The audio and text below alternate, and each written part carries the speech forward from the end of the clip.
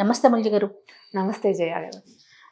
అమూల్య గారు, మనం పడుకునేదానికి పిల్లలు మనం కన్నా కూడా పిల్లల గురించి మాట్లాడుకుంటున్నాం కాబట్టి పిల్లలు పడుకునే టైంకి వాళ్ళ ఆరోగ్యానికి ఎంతవరకు సంబంధం ఉంటుంది?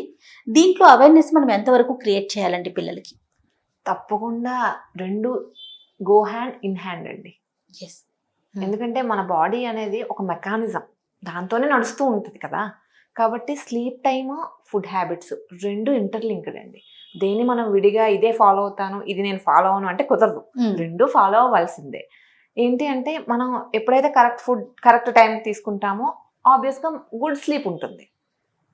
గుడ్ స్లీప్ ఎప్పుడైతే ఉంటుందో ఈ ఆడ్ టైమింగ్స్లో ఈటింగ్ హ్యాబిట్స్ కానీ, లేదంటే ఇంప్రాపర్ ఇది టైమింగ్స్లో తినడము, లేదంటే ఇది ఇలాంటివి తగ్గుతాయి. ఆబ్వియస్గా ఎప్పుడైతే రెగ్యులేషన్లో ఉంటుందో మన మొత్తం టైమ్, అప్పుడు ఆబ్వియస్గా రెండు కూడా బాగుంటాయి కదండి. దాన్ని బట్టి రెండు ఇంటర్లింక్డ్ కాబట్టి రెండు ఫాలో అవ్వాల్సిందే అండి. ఓకే, అవి నేర్పించాల్సిందే రెండు మస్ట్ అండ్ షుడ్గా. ఓకే, టైమింగ్స్ ప్రకారం మాట్లాడుకోవాలంటే అసలు ఏ ఏజ్ వాళ్ళకి ఎంతసేపు పడుకోవాలంటారు? నార్మల్గా అండి స్లీప్ టైం ఇన్ఫోగ్రాఫ్ని కనుక మనం ఒక్కసారి అబ్జర్వ్ చేసినట్లయితే దాని గురించి మనం నార్మల్గా మనం ఫోన్లో కూడా సర్చ్ చేసేయచ్చు. ఇట్స్ నాట్, ఇప్పుడు ఏదైనా సరే చాలా ఈజీ కదండి, చేతిలోనే ప్రపంచం ఉంటుంది.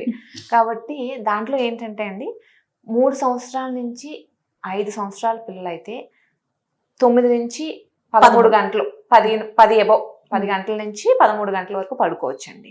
అదే 6 సంవత్సరాల నుంచి 13 సంవత్సరాలు అయితే 9 గంటల నుంచి 11 గంటలు. ఇకపోతే టీనేజ్, ఇక 14 ఏళ్ళ నుంచి 20 ఏళ్ళు ఆ పిల్లలు అయితే మాత్రం 8 గంటల నుంచి 10 గంటల సరిపోతుందండి. ఆ తర్వాత 7 నుంచి 9 గంటల నిద్ర, అంటే 25 సంవత్సరాల వాళ్ళకి మాత్రం 7 నుంచి 9 వాళ్ళు బ్యాలెన్స్ చేసుకోవడానికి బట్టి ఉంటుందండి. ఇలా ఒక అరగంట తక్కువైనా ఎక్కువైనా నో ప్రాబ్లం అండి, అదేం కంగారు పడక్కర్లేదు. కానీ బేసిక్ అవర్స్ మాత్రం కంపల్సరీ అండి, మస్ట్ అండ్ షుడ్ గా ఫాలో అవ్వాల్సిందే. ఇవి మన ఆరోగ్యం మీద ఎలాంటి ప్రభావం చూపిస్తుందండి? పిల్లల్లో అండి ముఖ్యంగా చెప్పుకోవాలంటే ఆడ్ టైమింగ్స్లో పడుకోవడం. ఇప్పుడున్న అంటే చాలా మందిని చూస్తుంటాము, వాళ్ళు వీళ్ళని కాదు, 11ంటికి 12ంటి దాకా పిల్లలు పడుకోకుండా ఉండడం. ఆబ్వియస్గా 12ంటికి నిద్రపోతే 6:30, 7కి లేవగలుగుతారా అండి? ఒకవేళ లేచినా కూడా ఇన్ కేస్ మనం పుష్ చేసి లేపినా కూడా క్రాంకీనెస్, చాలా ఇరిటేషన్, చాలా ప్యాల్గా ఉండడం, అంటే దేని మీద ఇంట్రెస్ట్ లేకుండా ఉండడము, ఇలా మనం చూసేస్తూనే ఉంటాము.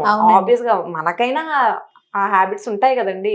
చిరాకు వచ్చేస్తుంటుంది, ఏమి వినాలని అనిపించదు, ఇరిటేటింగ్ గా ఉంటుంది, ఫుడ్ సహించదు, ఎప్పుడెప్పుడు వెళ్ళిపోదామా బెడ్రూమ్లోకి అని అనిపిస్తూ ఉంటుంది. అలాగే వాళ్ళకి ఉంటుందండి.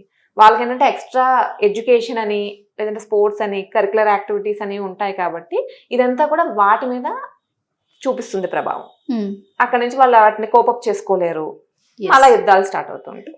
ఓకే, అంటే ఫుడ్ మీద కూడా దీని ఎఫెక్ట్ ఉంటుందండి. ఎందుకంటే నార్మల్గా అంటే 8 to 9 ఈ 1 hour ఈ మధ్యలోనే మనం నార్మల్గా ఇండియన్ టైమింగ్స్ ప్రకారం మనం బ్రేక్ఫాస్ట్ చేసేస్తాం.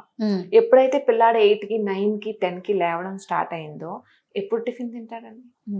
మరి లంచ్ ఎప్పుడండి? ఇంకా అన్ని ఎప్పుడండి? ఐస్ క్రీమ్ ఎప్పుడండి?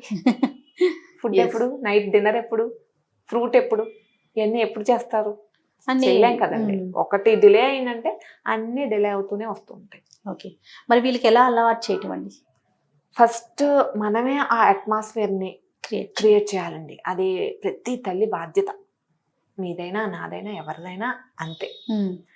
ముఖ్యంగా అండి బెడ్ టైమ్ బెడ్ సెట్ చేయాలండి. అంటే పక్కల వేయాలి అని కాదు, హెల్దీ ఎన్వైర్న్మెంట్ అనమాట. ఆ టైంకి లైట్స్ అన్నీ ఆఫ్ చేయడం. అందరి వీళ్ళల్లో అది కుదరదు, కొంచెం డోర్ క్లోజ్ చేయడము. మనం రూమ్లో వేరే హస్బెండ్ కానీ ఇంకెవరన్నా ఏదన్నా వర్క్స్ చేసుకుని ఉంటే వాళ్ళు కొంచెం హాల్లోకి వచ్చి చేసుకోవడము. మనం లైట్ ఆఫ్ చేసి చక్కగా వీలైతే అవసరం అనుకుంటే బెడ్ లైట్ ఒకటి ఆన్ చేసుకుని పిల్లల్ని నిద్రపుచ్చడము. కరెక్ట్ టైం అండి, వాళ్ళే మనల్ని పిలుస్తారు. 9:30, 10 అయిందంటే అమ్మ ఎప్పుడు వస్తావు, నాన్న ఎప్పుడు వస్తావు, లేకపోతే దాది ఎప్పుడు వస్తావు అని వాళ్ళే పిలిచేస్తూ ఉంటారు. నిద్ర వచ్చేస్తూ ఉంటుంది అనమాట, వాళ్ళకి డోజింగ్ లో ఉంటూ ఉంటారు అనమాట. అలా వాళ్ళకి వచ్చినప్పుడు మనం వెళ్ళాలండి. ఆవు అని కాకుండా మనం వెళ్ళి చక్కగా మంచి కథలు చెప్పాలి. కథలు అంటే వాళ్ళని ఎక్సైట్ చేసేవి, లేదంటే నిద్రలో భయాలు పెట్టించేవి, బూచాడొచ్చాడు, ఇది ఉంది అది ఉంది, అలాంటివి కాకుండా చాలా నార్మల్ స్టోరీస్ అండి. వాళ్ళకి ఏదైతే ఇంట్రెస్ట్ ఉందో చాలా కూల్ వేలో వెళ్ళే స్టోరీస్ వాళ్ళకి చెప్పడము, లేదంటే సాంగ్ వాళ్ళ చేతన్నా మనం చెప్పించుకోవచ్చు, అదేం ప్రాబ్లం ఏం కాదు, మనకు రాకపోతే వాళ్ళు చెప్తారు మనకి. అలానే ఏదైనా సాంగ్ కానీ చక్కగా ఏదైనా ఒక మంత్రం చాంట్ చేయించడం కానీ ఏదైనా పర్వాలేదు, ఏది ఇష్టమైతే అది. ఏదైనా ఒక మంచి సాంగ్ వినొచ్చు, వాళ్ళకి ఏదైనా కార్టూన్స్ లో ఏదైనా ఒక సాంగ్ బాగా ఇంట్రెస్ట్ గా వింటున్నారు అంటే అది నేర్చుకుందామా, మన ఇద్దరం ట్రై చేద్దామా అని చెప్పి వాళ్ళని చక్కగా నిద్రపుచ్చొచ్చు.